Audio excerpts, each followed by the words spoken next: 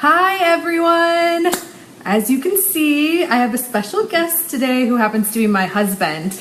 He's working from home today, so I thought it would be fun if we did our Facebook Live today and let him join in, because otherwise he was just gonna have to listen to us anyway. So I'll wait a minute for everybody to jump on live. If you are here, please say hello. We would love to know who's here.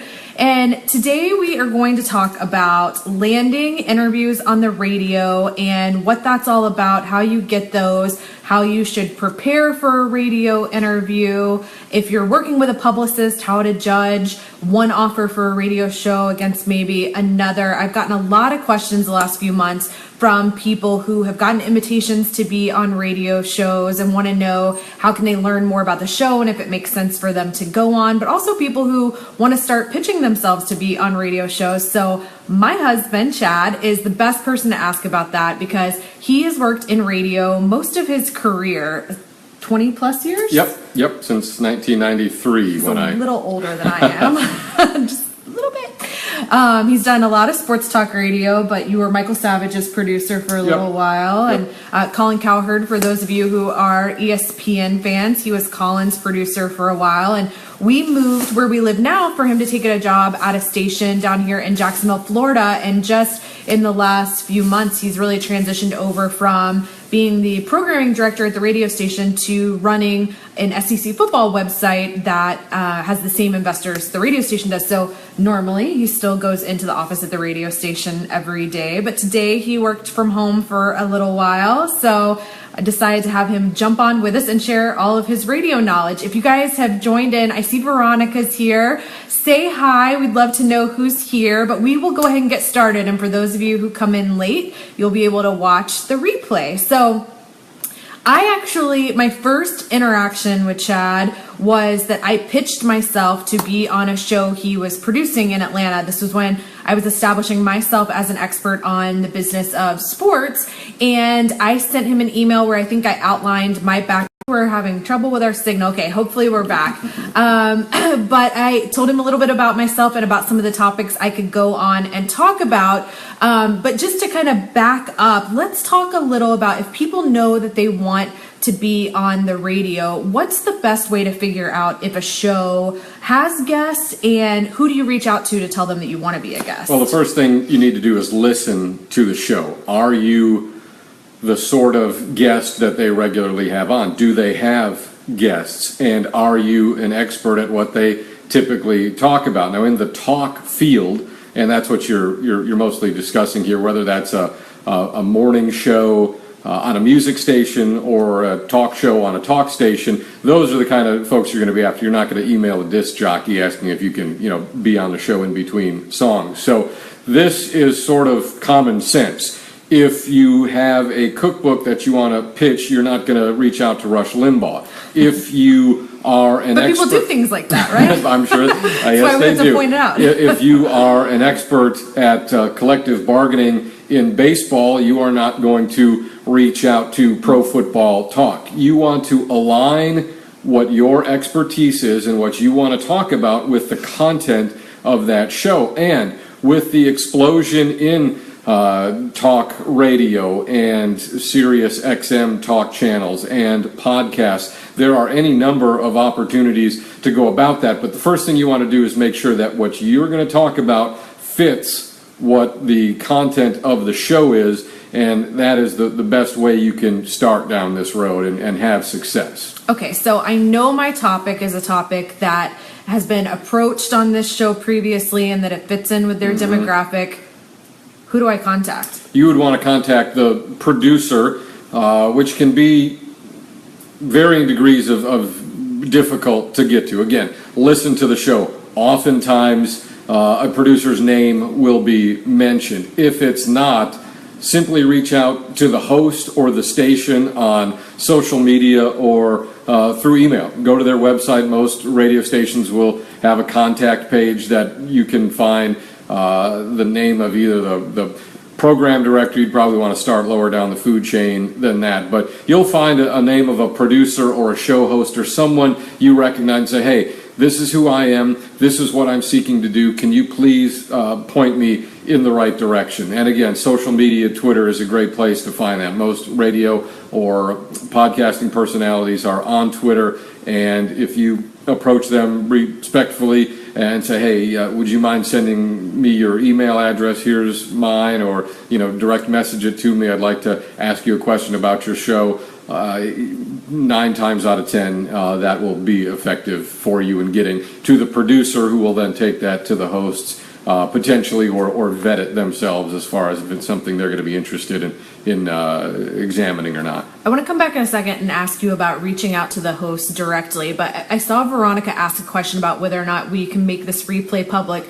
I will, and I will get you the video of Veronica. So I know Veronica through a mastermind where I'm the publicity expert in the mastermind, and so I know what Veronica is trying to do, and she wants to work with athletes who are not yet at the college level, younger athletes, some more in the dance space, but also I know she's got some connections in softball. And what she's trying to do, to the best that I understand her business so far, because I just started learning about it, is she wants to help young athletes put together their sort of online presence. A lot of them have people they're already working with, but they're not concentrating on their web presence. And she feels like these athletes can start to build sort of a personal brand before they make it to college, and that can be beneficial for them in a number of ways. So hopefully I didn't butcher your business, Veronica. I think that's my understanding of it so far. But this is a good question for you because you've been in sports radio so long, and I know that Veronica is looking for more publicity opportunities in the sports space. She wants to reach parents who, she said yes, okay, so I didn't butcher it. She wants to reach the parents of these young athletes and teach them about why it's important to be proactive about your child's online presence and the way that you can build a brand around them. Is that something that a sports radio show would have, a guest a sports radio show would have on? Conceivably. Again, that's not something you're going to pitch to a major market sports radio station like 680 The Fan in Atlanta or WSCR in Chicago. Those stations at that level are going to be focused on professional and major college sports. They're interviewing the head coach of the Bears, not a woman who's trying to generate publicity for youth softball players to improve their brand presence online. But depending on where you live, the radio station near you may be. If you live in a small town that has a small radio station and for something of a slice of life, a local, woman does good, small business sort of story, they could conceivably be interested. But where you would be better off, I think, channeling your efforts might be in the recruiting space. There's a huge industry surrounding recruiting. Now, most of that is going to be college football and men's basketball, no question. But there will be... And she's open to any athletes.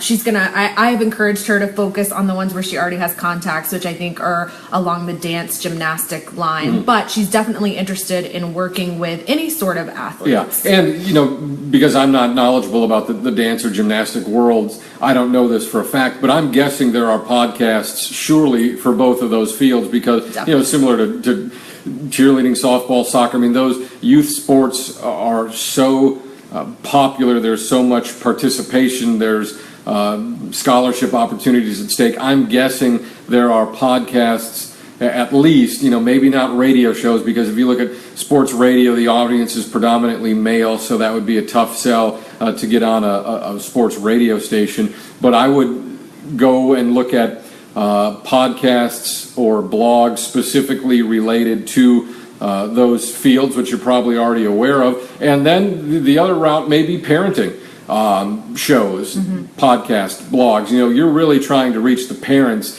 more than the spectators. Right. And those parents will be seeking out that information very likely through parenting blogs. And, if you did a quick Google search for how do I get my daughter recruited or something like that, there's no telling what you might be able to find in terms of podcasts in that space, looking for guests that help people, sort of navigate that world. Okay, so back to how you pitch yourself to these radio stations. I know when I was first starting out, I know so much more about radio now because we've been together for 6 years and I've learned all about radio through you.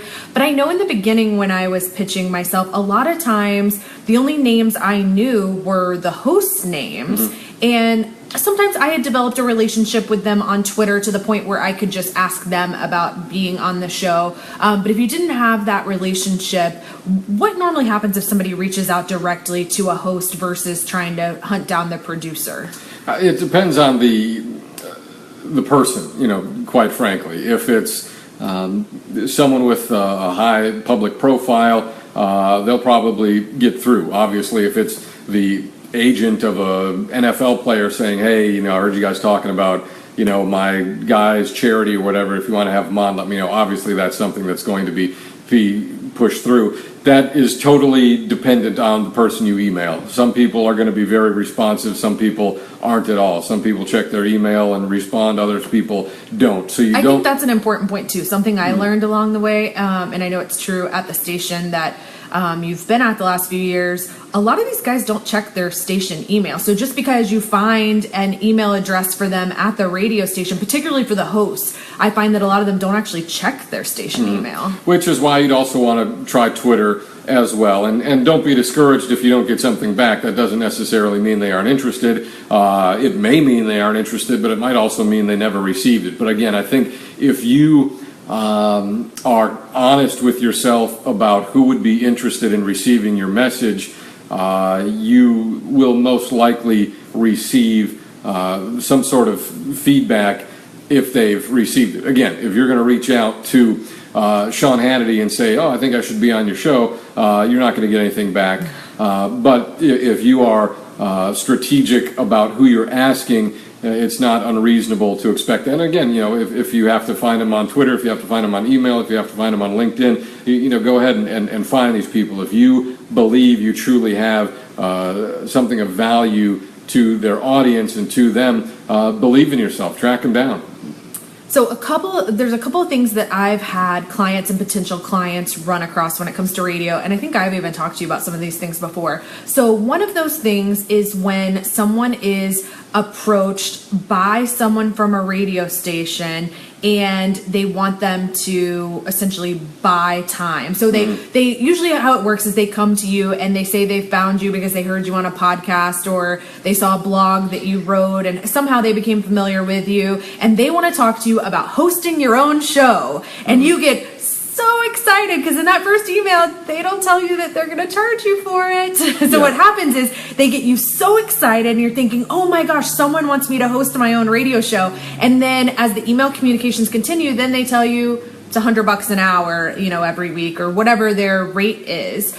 Explain to people how that works, because before I dated you, I did not know that some of the people I listen to on the radio are paying for their airtime. I thought they were all employed by the radio station. What that is called is brokered programming, and my station and many stations, and by many I'm talking thousands of stations around the country, air brokered programming. And what that is a business or a host will pay X amount of dollars, and that depends on the size of the radio station that they're going to be on, to have the time.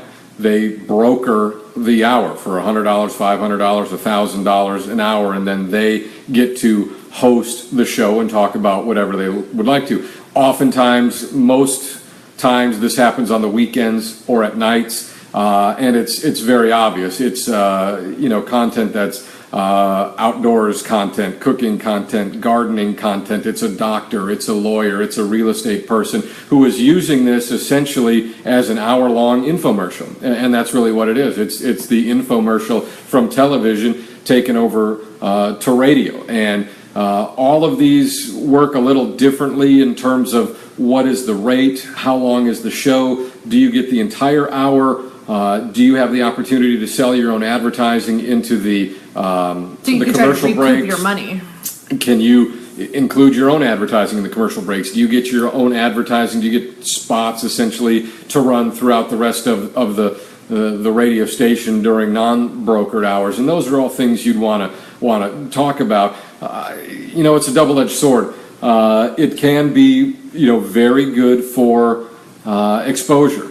No question about it. If you've got a fishing charter And, we're here in Jacksonville, Florida. We're looking at the beach right now, and there are a lot of people who are searching for fishing charters. You could use this as an advertising expense, essentially a marketing expense, and generate, net revenue from it. Yes, you'll have to pay for the time, but the business you'll generate off of that will be greater.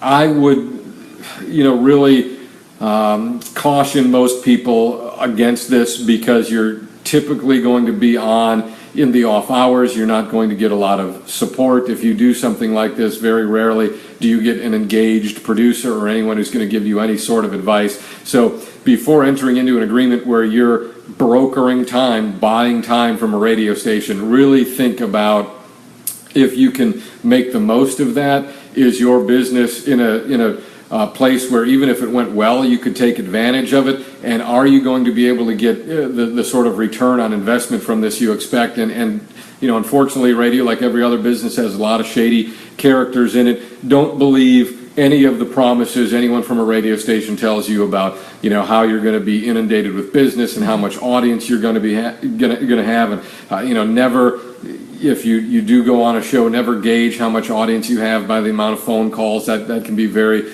misleading. 9 times out of 10, and probably beyond that, I would advise people not to broker time on a radio station. And the other thing you have to consider is this: when you do that, it's not one show.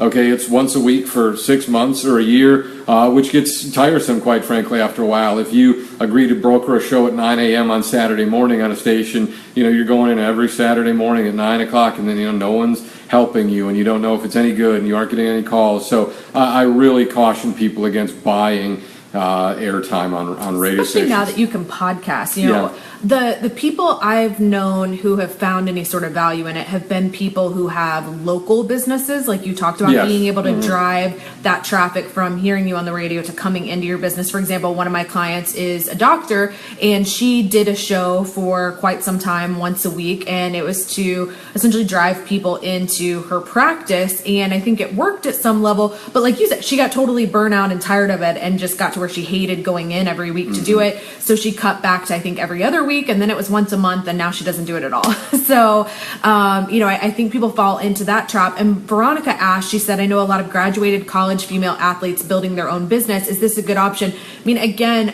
if a client came to me with it, I would say 99% of the time I would end up telling them not to do it. And again, I do think it serves local businesses better than some of my clients and potential clients who are watching who are coaches or have online businesses. You have to ask yourself what the business is and what the individual is. Is this someone who is a natural communicator? Do they have a big, outgoing, bubbly kind of personality that would be well suited to radio? So that's not something we can answer in the abstract or in general terms. So again, I'd be very, very careful about that. The number of businesses that and business owners who can benefit from their hosting a radio show, particularly by themselves, which is very difficult because that's not the line of work you're in, and it takes a real expertise. Be very, very careful about that. So the last thing that I get from clients and potential clients is usually someone who's already worked with another publicist or a PR firm, and I'm not trying to throw shade at anybody, but I've gotten it several times, and so I want to make sure I address it. They'll come to me and they'll say, I worked with this person and she got me on this show, and they gave me this list of like 50 different stations my interview is going to be broadcast across, and people are so excited because they're going to be on 50 different radio stations all over the country. They're being told their interview is going to be nationwide. And then I've brought it to you before and shown you, and I've looked up the stations, and they are very small stations in very small towns. They are all across the nation. But can you explain to people what's happening there? Well, again, like any other medium, all radio stations are not created equally. Even if someone tells you, hey, you're going to be on this radio network that's broadcast nationwide, what does that really mean? There are thousands and thousands of radio stations, many of which have no audience whatsoever. They are small AM stations in small markets that no one listens to. quite frankly, there are many singular radio stations that would be much more effective to being on to drive business than hundreds of radio stations combined. And this is obvious. Some ways to look at that, obviously FM stations in general, and this is all in general, FM stations are going to have more listenership than AM stations. No one really listens to the AM dial anymore. Again, not a hard and fast rule. There are great AM radio stations with huge audiences all across the country, but in general, FM is going to be better than AM. Look at the market size. If someone promises you a lot of radio stations and a lot of reach, ask them to send you some of the call letters, and then you can type them in online. And is it, Calabasas, New Mexico, and Wausau, Wisconsin, and a bunch of tiny places that no one is going to be listening to? And even some of the ones I've seen when it is a big city, say maybe it's somewhere like, and not like enormous, but somewhere like Albuquerque. Sure. It's cities you've heard of, but then when I look it up, because a lot of times you do get the callers, when I look it up, I can tell the signal's so low, it barely makes it around the street corner. So just because they're in a big city doesn't mean they have any sort of reach. Yeah, if you really want to go deep dive on any of these stations, and if they're good, there's a website called radiolocator.com. You can type in the call letters of any radio station and it'll show you its signal area, which is kind of fascinating. And you wouldn't want to dive that deep. The best way you can tell if a radio station, if anyone listens to a radio station or not, and this goes for music, it goes for talk, it goes for anything, go to their website.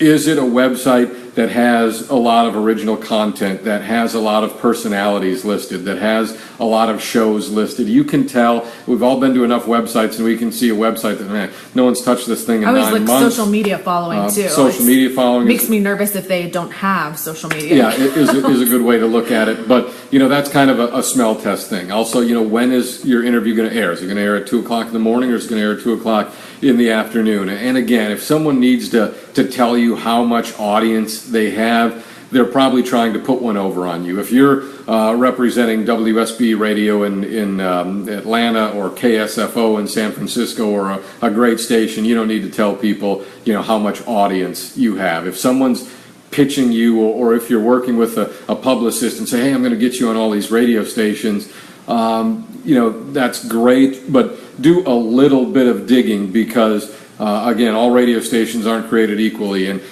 there are a lot of radio stations where you would simply be wasting your time, and it doesn't make any sense to just have a bunch of radio station call letters after your name and as heard on, if no one can actually hear you in any of those places. If you guys have got questions that you haven't asked yet, be sure to get those in. I'm going to make kind of one final point while I let you type in your questions, and that's podcasting has become such a huge medium at this point that I have found my clients have been far better served when they've gone on a very niche podcast. Well, I'm not even talking about like the big ones you want to be on because you know the name. Like everyone comes to me and says they want to be on EO Fire, which for Chad, who isn't an entrepreneur, this is Entrepreneur on Fire.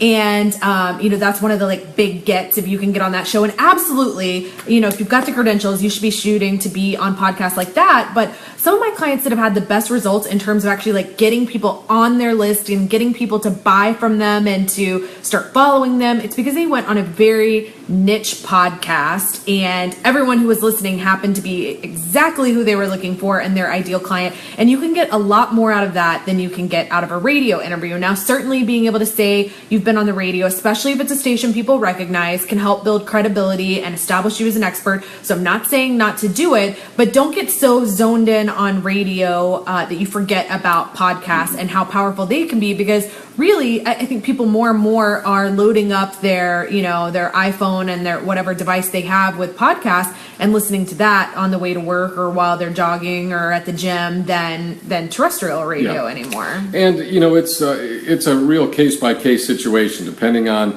the person, depending on what the message they're trying to get across. Sometimes radio is more effective, sometimes podcasts more effective, sometimes television is more effective, and then sometimes it's commercial radio, sometimes it's public radio, and that's what Christy really helps people do, is sort of navigate that labyrinth of person and message and medium, and there's no one-size-fits-all strategy. Right. I've seen other publicists who say, spend X amount of money and I guarantee you an article at this place and an interview on this place. And they have like a set list, and that's because that's where their contacts are. They have a set list of contacts who they know they can call and say, hey, I need you to have my client on. I don't have that. My clients are all in different industries. Yes, I have connections and I work my connections as best I can, but quite often I bring in clients who are in a new space I've never been in before, and I have to make new connections.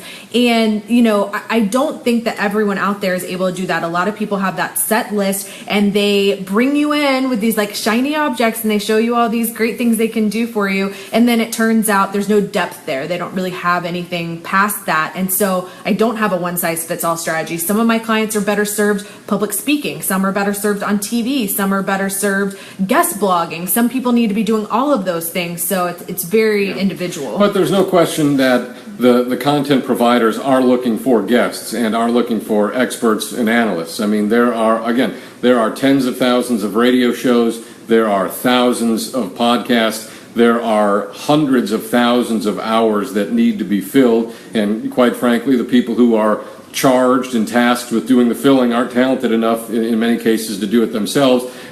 Sometimes, to be perfectly frank, they're flat out lazy and they want guests to help carry their shows. So, there are opportunities everywhere for guests and experts and analysts, and that doesn't necessarily make it easier on you, because there are so many avenues down which you can be wasting your time, which is why it's so important to target your approach and understand, okay, this is exactly what I'm trying to do. This is exactly the story I want to tell. So this is exactly the sort of show, person, medium, whatever that I should be on.